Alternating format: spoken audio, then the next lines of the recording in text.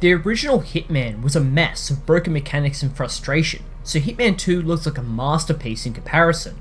Over time, it's picked up a bad reputation as a slow, tedious bore, but once you get used to its quirks and rough patches, it's a good game, and in my opinion, one of the best in the series. After killing scores of people, 47 decides to retire as a simple gardener at a monastery in Sicily, helping the humble priest Vittoro. It's a somber opening.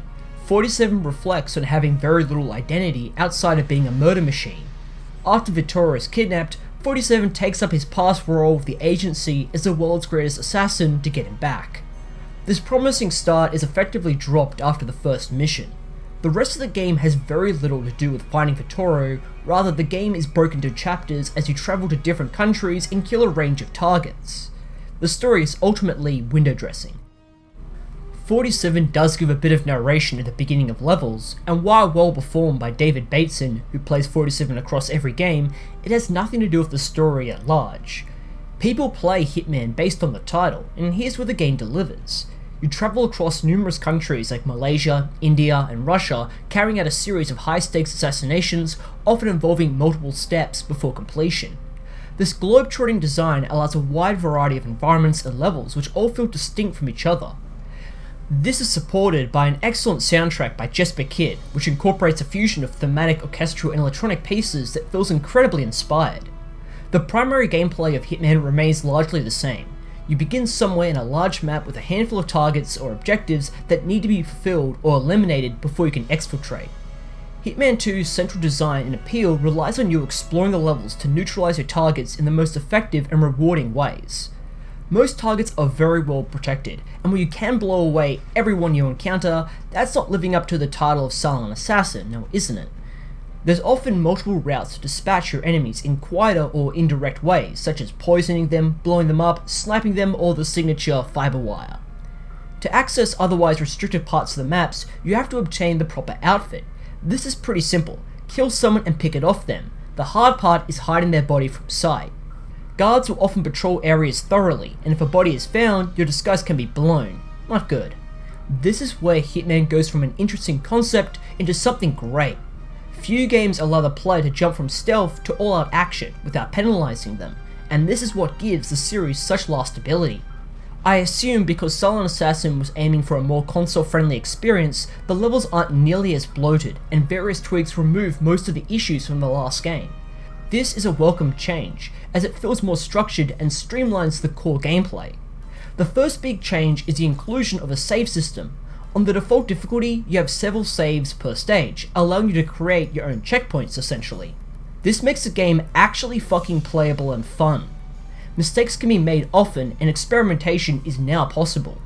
If some insane strategy doesn't work, you can try it again or do something totally different. The ability to save and load dramatically reduces the arbitrary difficulty. Weapons themselves have been tweaked significantly. Firstly, they handle far better and are actually quite effective with decent accuracy and lethality. Hitman 2 also adds a first-person shooter mode for more precise gunfights, much like Metal Gear Solid 2. It's okay, but the proportion of the guns are cartoonishly small, and it's more of a novelty than something practically useful. You don't buy equipment anymore, rather you select it before beginning a level. You can bring in various SMGs, pistols, sniper rifles, shotguns, and machine guns with plenty of ammo. It's a fairly large arsenal, allowing both long-range and close-quarters combat opportunities. Alongside the colossal amount of guns, Hitman 2 adds non-lethal anesthetic. It's slow, awkward to wield, and you only use it about twice a level, but it's very helpful in order to pacify civilians. Unlocking weapons is interesting, albeit tedious.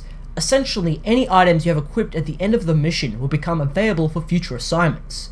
This makes the various firearms of Hitman 2 very rewarding collectibles. This also means you have to replay the same level multiple times just to get one or two unique items. The standard loadout will get you through the entire game easily. The silenced 9mm pistol is accurate and readily available, and the silver balls are stupid powerful and blow everything away. The inclusion of ragdoll physics only makes this better.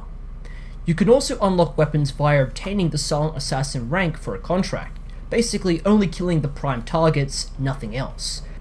This nets you a sawn-off shotgun and some silenced bowlers, which are awesome. Larger weapons require a bit more thought as they're unconcealable. To mediate this problem, acquiring an outfit from a guard or someone visibly armed allows you to carry around some serious firepower for minimal exposure. This is an awesome mechanic, as you can bring specialized weapons into a stage without being detected, giving them actual use. This would never happen again in the series. Yep, I'll get to that problem eventually. Most of the levels are really entertaining, often having some unique feature or activity that heavily encourages successive replays to try out different tactics or plans. But it's poorly paced and balanced. The earlier missions are far harder than the later ones. The Japanese arc of the game contains swarms of heavily armed snipers and ninjas that can kill you instantly. They're also immediately hostile towards you at the beginning of each stage. This makes stealth runs very difficult. But the other half of the game never gets this hard again. One of the big criticisms labelled as Silent Assassin is how hard it is, but it really isn't. Rather, it's the tedium of the stealth gameplay. The satisfying challenge of Hitman games is successfully planning and completing a contract with minimal alerts or casualties. Having 47 being as slow as molasses while in sneak mode to avoid detection is just mind-numbingly boring. Enemies are very trigger happy and can be alerted by just walking past them, so running is completely out of the question. So for a weighty percentage of the game, you're slowly walking past rows of guards hoping your cover isn't blown. This is a serious issue, as it's hard to know what triggers guards. Bugs? The wrong outfit? Is it just this level? I still have no idea, but it's very frustrating having a bunch of people freaking out for no apparent reason. It turns a lot of the game into god-awful trial and error that kills the pacing. It's not all bad. You're allowed to pull off a quick headshot and you can easily strangle enemies as they get stuck in an animation. This is something that the save system partly remedies too, but at points the game is very frustrating and there's nothing you can do about it. The enemies aren't actually smart or very aware. They'll run headlong into your stream of gunfire after witnessing dozens of their buddies being wiped out. NPCs have very odd hearing, as you can kill someone with an unsilenced gun and no one will notice anything. You can have a fucking shootout with people and no one will investigate it. It's just bizarre. Contrary to what the game makes you believe, the best approach is often the most direct. Seriously, in this mission they give you a sniper rifle and a bell tower to take down some dudes in a park. But if you take this approach, the tower is stormed by soldiers. Instead, you can just walk up to them, pull out a pistol and kill them, then walk out. Yes, their entire entourage of bodyguards don't ever turn around or hear their calls for help. Brilliant. While Hitman 2 is dated and often monotonous, it was the first success in the series which spurred on its sequels. There's enough interesting levels and ideas being tossed around here that makes the game still entertaining and worthwhile. More casual players can safely ignore it, but for fans of the series like myself and those looking for a hardcore experience, it's still a worthwhile, enjoyable game that I recommend.